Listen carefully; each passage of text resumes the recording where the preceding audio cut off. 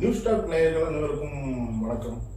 அதாவது இந்த வீடியோ பதிவு எதுக்குன்னு பார்த்தீங்கன்னா, இப்போ ரீசெண்டாக ஒரு மூவியோட ஆடியோ லான்ச்சில் வந்து பார்த்தீங்கன்னா பேரரசும் அதுக்கப்புறம் பிரவீன்காந்த் அப்புறம் கனகராஜன் மாஸ்டர் இவங்க 3 பேரும் சேர்ந்து வந்து என்ன பண்ணியிருக்காங்கன்னா தமாஷ் பண்ணியிருக்காங்க.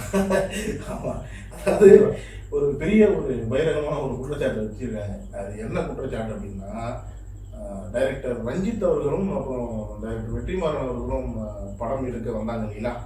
ஆமா, அவங்க வந்ததுக்கு அப்புறம் தமிழ் சினிமாவே ரொம்ப கிளர்ச்சியில போயிடுச்சு. தளர்ச்சியில போயிடுச்சுன்னு இருக்காங்க. தளர்ச்சி அது. ஏன்னா இவங்க கிளர்ச்சி செய்யறதுனால, நீங்க சொல்றது கரெக்ட் தான், இவங்க கிளர்ச்சி செய்யறதுனால அது தளர்ச்சியில போயிடுச்சான். ஏன்னா ஆண்டாண்டு காலம் அடிமைப்பட்டு இருந்த இந்த சினிமாவை தட்டி எழுப்பும் இவங்க தானே. இவங்களுக்கு எல்லாம் வந்து அவங்கெல்லாம் ஆட்களுக்கு எல்லாம் வந்து பாத்தீங்கன்னா கண்டிப்பா இது தளர்ச்சி தான். பெரிய தளர்ச்சி ஏற்பட்டதா வந்து பெரிய உணர்ச்சி பொங்க பேசியிருக்காரு. உணர்ச்சி பொங்க பேசினாங்களா இல்ல ஓலமிட்டு அழுதாங்களான்னு தெரியல. உலகம் தான் பார்த்துக்கோ.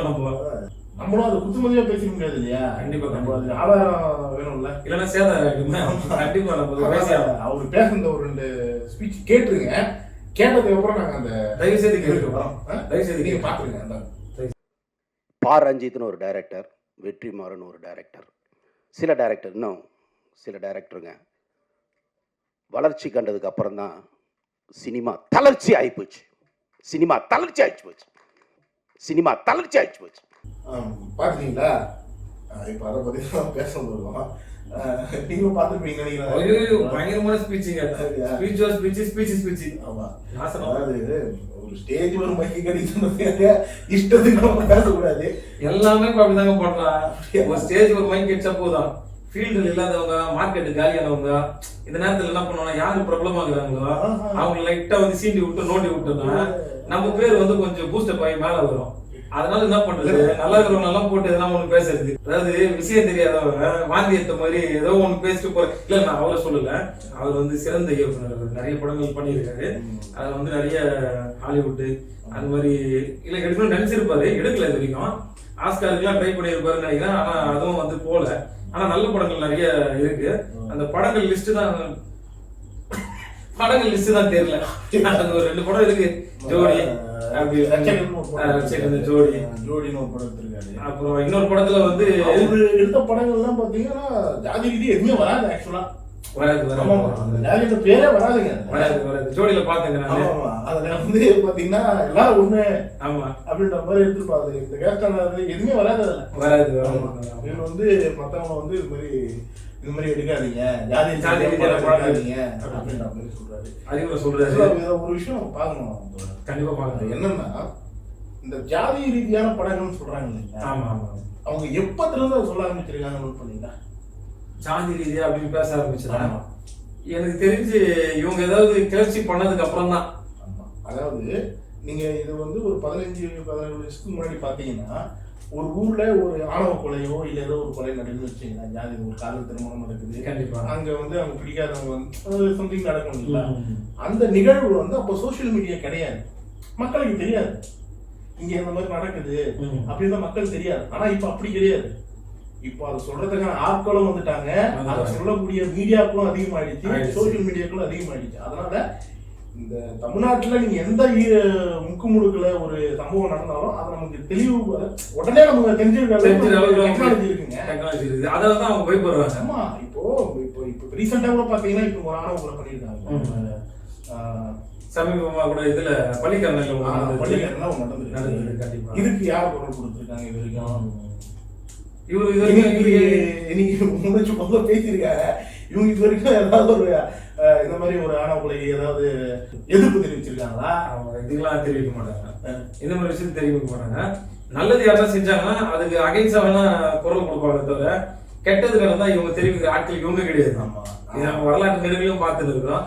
அதுவும் பிரவீன் காந்தி அவர் வந்து மிகப்பெரிய ஒரு சித்தத்துவவாதி, பயங்கரமான புலனாய்வு புலி. அவரை பத்தி நம்ம சொல்ல தேவையில்ல. அவரு அறிவாளியான ஆள். அவரு ஒரு குற்றச்சாட்டு சொல்றாருன்னா, இந்த தமாஷா சண்டெல்லாம் போடுவாரு. அவரு இப்ப பயங்கரமா பேச ஆரம்பிச்சிட்டாரு. நம்ம கருப்பணி பண்றாரு. ஆமா, அவர் ஒரு நிகழ்ச்சியில் தெளிவா பேசியிருப்பாரு அதை பத்தி. என்னன்னா, இத்தனை வருஷமா வந்து எங்களை பார்க்க வச்சு நீங்க சாப்பிடுறீங்க, நாங்க ரொம்ப காலமா பட்டினியா கிடக்குறோம். ஏன்னா ஜாதின்ற பேரை வந்து உங்க பேரோட சேர்த்துக்கிறீங்க. நீங்க அதை போட்டுக்கிறீங்க, எங்களால அதை போட முடியல. 3 வருஷமா நாங்க கஷ்டப்பட்டுட்டு இருக்கோம். அதனாலதான் நாங்க திரும்ப திரும்ப அதை சொல்றோம். எதுக்காக அதை சொல்றோம்னா, ஜாதி ரீதியா பேசுறது இந்த பழகத்துலாம் மொத்தமா அழிஞ்சிச்சான்னு பார்த்தா அழியல. அதுக்கான ஏற்பாடுகள் தான் நடந்துகிட்டு இருக்கு. அந்த ஏற்பாடுகளை பண்ணி கொண்டிருக்கிறவங்க தான் இவங்க ஒரு விஷயத்த பேசு பொருளாக்குறது எவ்வளவு பெரிய விஷயம். இது வரைக்கும் சூத்திரியன் யாரு? நீங்க சொல்ற மாதிரியா சூத்திரியன்ற ஒருத்தவங்க எப்ப திரும்ப உருவானா? நம்ம உருவாக்கல, இந்துக்கள் உருவாக்கல. இங்க படையெடுத்து வந்தான் பாருங்க, அவன் உருவாக்கினான். இஸ்லாமியர்களும் அடுத்து வந்த வெள்ளைக்காரர்களும் உருவாக்கிய சூட்சமம் அது. ரொம்ப தமாஷா பேசிக்கிறது, சம்மந்தமில்லாம பேசிக்கிறது, அதான் சொல்லணும். இல்ல என்ன பிரச்சனை ஆகுதுன்னா முஸ்லீம்களும் உள்ளே இழுத்து விட்டுறாங்க. யாருப்பா இதாங்க பண்றானுங்க? இது ஒரு டெண்டரா வைக்கிறானுங்களா இல்ல சமுதாயத்துக்குள்ள ரெண்டு மதத்துக்குள்ள பிரச்சனை வர வைக்கணும்னு பாக்குறாங்க. இவங்க இப்போ இவங்க சொல்ற விஷயம் என்ன சொன்னாங்க, இப்போ வெற்றிமாறன் அவர்களும் ரஞ்சித் அவர்களும் ஜாதி ரீதியா பேசுறாங்க, ஜாதி ரீதியா படம் எடுக்கிறாங்க, கிளர்ச்சி ஆகி போச்சுன்னாங்க. இப்போ இவங்க பேசல வார்த்தை என்ன அர்த்தம் தெரியலையே. இதுவும் கிளர்ச்சி தானா தெரியலையே. இது அவருக்கு எழுச்சி இல்ல, புரட்சி. ஆமா, இவரு புரட்சி இயக்குனர். இவங்க பேசுறது மட்டும் கரெக்டா புரட்சி அது அவங்க என்ன எங்க குத்துதுன்னு தெரியல. இது எதுக்கு தேவையில்லாத ஒரு இஸ்லாம் உறவுகளுக்கு உள்ள சேர்க்கிறாங்க. ஆமா, அது எதுக்குன்னு கண்டிப்பா நம்ம பேசியே ஆகணும். அது ஆமா, அதாவது இப்போ அவங்க படையெடுத்து வந்ததுக்கு அப்புறம் தான் இதெல்லாம் மாத்தம்தான் சொல்லியிருக்காரு. ஆமா, ஆக்சுவலா என்ன வரலாறுன்றதே தெரியாம எல்கேஜி பசங்க கிட்ட கேட்டா கூட அழகா சொல்லிட்டு போயிடும், இதுதான் காரணம் அப்படின்ட்டு. இப்போ சொன்ன மாதிரி இப்போ வெற்றிமாறன் அவர்களும் ரஞ்சித் அவர்களும் வந்ததுக்கு அப்புறம் தான் ஜாதி ரீதியான படம் வந்ததுன்னு சொல்றாரு. அப்போ இத்தனை வருடங்களுக்கு முன்னாடி தமிழ் சினிமால ஜாதி ரீதியா நம்ம இது வரைக்கும் பேசுனதே கிடையாது. கண்டிப்பா நீங்க தான் சொல்லணும் அதை நான் சொல்ல வேண்டிய அவசியம் இல்லை. பார்த்துட்டு மக்களுக்கே தெரியுங்க. எவ்வளவு படங்கள் எவ்வளவு படம் ஜாதி ரீதியா படம் அது இப்பதான் தெரிய வருது. நிறைய பேர் இப்பதான் பேச ஆரம்பிக்கிறாங்க, பேச ஆரம்பிச்சிருக்காங்க. இப்ப இன்னைக்கு பொங்கலாங்களே, இவங்க எங்க போயிருந்தாங்க அந்த படம் வரப்போ? இவங்க கோமால இதெல்லாம் போயிருந்தாங்க. இப்போ அந்த விஷயத்த பேசும்போது அவர் நிக்கிற மேடை என்ன மேடைன்னு வச்சுங்களா? ஆமா, அது என்ன மேடை? அது ஜாதி ஒழிப்பு மேடை. ஐயோ, கண்டிப்பா இவங்க தானே முன்னாடி இருக்கிறாங்க. ஜாதி ஒழிக்கணும்னா முன்னாடி இருப்பாங்க. ஆக்சுவலா அந்த படம் அந்த ஆடியோ லான்ச் நடந்தது இல்லைங்களா? ஆமா ஆமா, அந்த படத்தோட டைட்டில் என்னன்னு தெரியுமா? அதான் ஒருத்தர் கேட்கிறாரு. அப்போ அதை கேட்ட உடனே இவரு கோபமா சொல்றாரு, அதுக்கு பதில் சொல்றாரு, இது ஜாதி ரீதியான படம் இல்லை, படம் இல்ல, கண்டிப்பா இருந்தா நான் முதல்ல இது எதிர்ப்பேன் அப்படின்றாரு. அப்போ அந்த பேரு எதை புரியலைங்க. சரி, பாளையம் அது ரைட்டு விட்டுருங்க, முன்னாடி இருக்கிற அந்த பேரு அது சாதி இல்லைங்களா? சரி சரி, உங்களுக்கு இல்லன்னா இல்லதான். எதனால இவ்வளவு கோபம்? ஒருவேளை கபாலி படத்துல தலைவர் ஒரு டைலாக் பேசுறது தெரியுங்க, பாத்துருக்கீங்க? படம் பார்த்து, ஆனா டைலாக் இருக்கும், கோட் போடுறதுதான் உங்களுக்கு பிரச்சனை. முன்னாடி நான் கோட் போடுவேன்டா, கண்டிப்பா கண்டிப்பா உட்காருதான் பிரச்சனையா இருந்தா நான் கால் மேல கால் போட்டு உட்காருன்னா கெத்தா அப்படின்னா தெரியுமா? இது மிகப்பெரிய வரலாற்று உண்மை ஒண்ணு இருக்கு, வரலாற்று கதை ஒண்ணு இருக்கு. அது நிறைய பேர் பேசிட்டாங்க. அது நம்ம மறுபடியும் பேசணும் அவசியம் இல்ல. அந்த ஒரு மாசான ஒரு டைலாக்குக்காக நான் பேசினேன். ஆமா ஆமா, ஒருவேளை அந்த படத்துல டைலாக்குக்காக தான் அதுல இவ்வளவு பிரச்சனையா? இல்ல உட்கார கூடாதா, இல்ல அது கோட் போடக்கூடாதா? ஒரு விஷயம் நல்லா புரிஞ்சுங்க. இந்த படத்தை, இதே படத்தை வேற யாருன்னா ஒரு இயக்குனர் எடுத்திருந்தாருன்னா இவங்க இவ்வளவு கத்தி இருக்க மாட்டாங்க. ஏன்னா ரஞ்சித்தை மட்டும் சாட்டினா ஒரு இனத்தை நம்ம சாட்டுற மாதிரி. ஏன்னா ரஞ்சித் அந்த இனத்துக்கான தலைவர் இல்லதான். நிறைய பேர் உடனே இதையும் சொல்லுவாங்க, அப்புறம் ரஞ்சித் அந்த இனத்தோட தலைவரா, அவர்னா இவரா அவரான்ட்டு. அந்த தலைவர், அந்த இனத்துக்கூட தலைவர் ரஞ்சித் இல்லதான். ஆனா இங்க அவர் பேசு பொருளாக்குறாரு ஒரு விஷயத்த. இங்க முன்னோடியா நிக்கிறாரு, அவர் பேசுறாரு, எல்லாத்துக்காகவும் பேசுறாரு. அப்படின்னும் போது அப்போ நம்ம டைரக்டா ரஞ்சித் அட்டாக் பண்றோம் அப்படின்னும் போது பிரவீன் காந்திக்கு நாளைக்கு பிரச்சனை ஏற்படலாம். அப்படின்றதுனால டக்குனு போற போகல நீங்க வா அப்படின்ட்டு ஒருவேளை வெற்றிமாறன் கையோட கூட்டு வந்துருக்கலாம். மேபி வாய்ப்பு இருக்குது. அவரும் கொடுக்கப்பட்ட மக்களுக்கான படங்களை எடுத்திருக்காரு. அதுவும் இல்லாம இப்ப வெற்றிமாறன் அவர்கள் பாத்தீங்கன்னா ஒரு நேஷனல் அவார்டு வாங்கியிருக்காரு. கண்டிப்பா அது என்ன கெத்தா போகுது பாத்தீங்களா? அதாவது எனக்கு என்ன ஒரு அந்த கொஸ்டின் இருந்ததுன்னா, ஒரு நேஷனல் அவார்டு வாங்குற அளவுக்கு ஒரு படம் எடுத்திருக்காருன்னா அது எப்படிங்க ஒரு கிளர்ச்சியான படம் இந்திய அரசுமே அங்கீகரிச்சிருக்கு. இல்ல எனக்கு என்னன்னா, அவங்க வந்தவங்க தமிழ் சினிமாவே கிளர்ச்சியில படிச்சிருந்தாங்க, எப்படி நேஷனல் அவார்டு கிடைச்சது எனக்கு புரியல. மலர்ச்சி தான் இவங்களுக்கு பிடிக்கல. அந்த கிளர்ச்சி, மலர்ச்சி, புரட்சி, அதுதான் புரியல. அந்த வளர்ச்சி அது இவங்களுக்கு வந்து அது எப்படி தெரியுதுன்னா தளர்ச்சி. நீங்க சொல்ற மாதிரியா சூத்திரன்ற ஒருத்தவங்க எப்ப திரும்ப உருவானா? நம்ம உருவாக்கல, இந்துக்கள் உருவாக்கல. இங்க படையெடுத்து வந்தான் பாருங்க, அவன் உருவாக்கினான். இஸ்லாமியர்களும் அடுத்து வந்த வெள்ளைக்காரர்களும் உருவாக்கிய சூட்சமம் அது. பொய் பொய்யா பேசியிருக்காரு. அதாவது அப்பட்டமான பொய்ன்றது இதுல தெரியுது.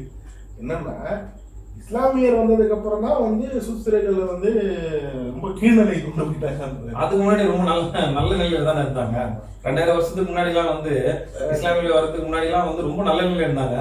இஸ்லாமியர்கள் வந்து அவங்க தப்ப கட்டி கீழே தட்டாங்க, இவங்க கீழே வந்துட்டாங்க. அதாவது ஆடு மாடு மேய்ச்சிக்கிட்டு விவசாயம் பார்த்துட்டு இருந்தவங்க வந்து அதை விட கீழ்நிலைக்கு தள்ளிட்டாங்க. அது ஒரு லைன் ஒண்ணு சொன்னாரு பாத்தீங்களா, சூஸ்திரத்தை அறிந்தவர்கள் சூத்திரர்கள். இது வந்து இதுக்கு முன்னாடி அண்ணன் ஒருத்தர் சொல்லியிருக்காரு, முதல்ல வந்தவர்கள் முதலியார்கள். அந்த மாதிரி காமெடி எங்க தான் பிடிக்கிறீங்கன்னு தெரியல இந்த ஸ்கிரிப்ட் எல்லாம். நீங்க சரி சரி சரிங்க, அதை வச்சுப்போம். இப்போ இஸ்லாமியர் வந்தாங்க போயிட்டாங்க. இத்தனை ஆண்டு காலமா யாரு நாட்டாங்க? மாத்தி மாத்தி நம்ம தான் ஆடுறோம். ஏன் அந்த கீழ்நிலைக்கு போன சூத்திரர்களை மறுபடியும் அந்த நிலைக்கு கொண்டு வர வேண்டியதான பிரவீன்காந்த் அவர்களே? சொல்லுங்க. நீங்க மிகப்பெரிய இயக்குனர், நீங்க போயிட்டு யார் முதல்வர் வந்தாங்கன்னு உங்களுக்கே தெரியும். நீங்க போய் சொல்லிருக்கலாம், ஐயா இந்த மாதிரி வந்து இஸ்லாமியர்கள் வந்து கீழ்நிலையில கொண்டு வந்துட்டாங்க, நீங்க வந்து கொஞ்சம் மேல்நிலைக்கு கொண்டு வாங்கன்ட்டு நீங்க போராட்டம் பண்றது தானே. இது வரைக்கும் நீங்க ஏதோ போராட்டத்தில் அவர் கலந்துருக்காரு. இஸ்லாமியர்கள் வந்து கீழ்நிலைக்கு கொண்டு வந்தாங்கன்றது அப்பட்டமான பொய்யிலும் பொய், பயங்கரமான பொய். இதெல்லாம் திரும்ப சொல்லணும் அவங்களுக்கு. அதுவே மிகப்பெரிய பொய். வரலாறு தெரியாம பேசி இருக்கீங்க, இதுல வந்து தெரிஞ்சிச்சு விஷயம் தெரியாம பேசுறீங்க அப்படின்ட்டு. அது அந்த பொய். அப்ப பிரவீன் என்ன சொல்றாருன்னா அந்த இல்ல, இந்த பிரவீன் என்ன சொல்றாருன்னா இப்ப நீங்க சொல்லுங்க. அதாவது என்னன்னா, சரி கீழ்நிலைக்கு போயிட்டாங்க, இத்தனை ஆண்டு காலமா ஆண்டுறீங்க, நீங்க வந்து மாத்த வேண்டியதானே? இது நியாயமான பேச்சு. ஏன் நீங்க இன்னும் வந்து அவங்க தள்ளிட்டு போயிட்டாங்க, தள்ளிட்டு நீங்க தூக்கி நிறுத்துங்க. அவர் புரட்சி இயக்குனர் வரல, ஜோடியில வந்து பயமான புரட்சி பேசிருப்பாரு. பேசிருக்காருல, போய் பேசுறது தானே, பேசி நீங்க மாத்துறது தானே. அவங்க பழங்களே கொண்டு வந்து விடுங்க பாப்போம்.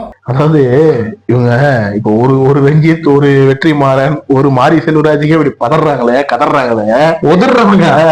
இதே வந்து 1000 ரஞ்சித், 1000 வெற்றிமாறன், 1000 மாரி செல்வராஜ் வந்தா என்ன பண்ணுவாங்கன்றீங்க? இவங்க எல்லாம் சவகாரத்துக்கு போயிடுவாங்க. அப்படி? ஆமாமா, கண்டிப்பா. ஏன்னா அங்கதான் ஏலியன்கள்லாம் இருக்குதுன்றாங்க. இவங்க எல்லாம் ஏலியன் கூட இருக்குது. ஏலியன் கூட நல்லவங்களா இருக்கிறாங்கப்பா. இவங்க ஏலியன் விட ரொம்ப மோசமான நகரங்க. ஆக்சுவலா இப்போ வந்து இப்போ அதே எண்ணத்தோட நிறைய டைரக்டர் வர ஆரம்பிச்சிட்டாங்க. கண்டிப்பா கண்டிப்பா கண்டிப்பா. தாக்கத்தோட இந்த மாதிரி இருக்கிற அந்த ஜனங்கள், இந்த மாதிரி இருக்கிற பின்தங்கிய மக்களுக்காக, ஒடுக்கப்பட்ட மக்களுக்காக நிறைய பேர் பேசிட்டு இருக்காங்க. சமூக நீதி யாரும் இங்க வன்முறையை தூண்டுற மாதிரியோ, ஒரு இனத்தை இன்னொரு இனத்தை தாக்கி அழிக்கிற மாதிரி எல்லாம் ஒண்ணுன்னு தான் காட்டுறாங்க. கண்டிப்பா இதுல வன்முறையை தூண்டுற மாதிரி கிடையாது, டிஸ்கஷனுக்கு வந்து கொண்டு போறாங்க. யாரு டிஸ்கஷனுக்கு எடுத்துட்டு போனது? இப்ப இவங்க தான் டிஸ்கஷனுக்காக கொண்டு போறாங்க. இது ஆரோக்கியமான ஒரு உரையாடல் தான். இது விவாதம் கிடையாது, பெரிய டிபேட் கிடையாது, சண்டை கிடையாது, ஒரு உரையாடல். நீயும் பேசு, நானும் பேசுறேன், அவ்வளவுதான். அப்படி பேசிட்டு போயிட்டு போறோம். இது வந்து ஆரோக்கியமான ஒரு நடைமுறை தான். இத வந்து யாருக்கு வைத்தறிச்சல் வருது அப்படின்னா, இவங்க இந்த மாதிரி டிஸ்கஷன் பேசி அதுல ஒரு நல்ல ஒரு தீர்வு வந்துரு போது, சமூக நீதிக்காக எல்லாம் ஒண்ணு சேர்ந்துட போறாங்கன்னு கதறது யாருன்னு பாத்தீங்கன்னா, இந்த மாதிரி மிகப்பெரிய இயக்குனர் mister honourable and Praveen Gandhi. அது ஒண்ணு இருக்கட்டும். அதுவும் இல்லாம ஒரு தப்பான தகவலை சொல்ல கூடாது இல்லைங்களா? அதாவது இப்போ வந்து பிரவீன்காந்த் அவர்கள் வந்து ரஞ்சித் அவர்களையும் வெற்றிமாறன் அவர்களையும் பேசுனதுனால அந்த காணொலி கிடையாதுங்க. அதை முதல்ல தெரிஞ்சுக்கிங்க. தப்பா யாரா தகவல் கொடுத்தா அது தெளிவுபடுத்த வேண்டிய ஒரு கடமை வந்து ஒவ்வொரு குடிமகனுக்கும் உண்டு. ஆனால் எங்களுக்கும் உண்டு. இது போன்ற ஒரு நல்ல வேற ஒரு நியூஸ் கிடைச்சா அதை பத்தி உங்ககிட்ட நாங்க பகிர்ந்துக்கிறோம். நாங்க மறுபடியும் பேசக்கூடாது அப்படின்னா யாரும் தப்பே பண்ணாதீங்க. ஆமா, தப்பா பேசாதீங்க, அவ்வளவுதான். சரிங்க, சரிங்களா? இது வேற ஒரு நல்ல ஒரு நிகழ்ச்சியோட உங்களை சந்திக்கிறோம். அதுவரையும் உங்களிருந்து விடைபெறுகிறோம். நன்றி, வணக்கம்.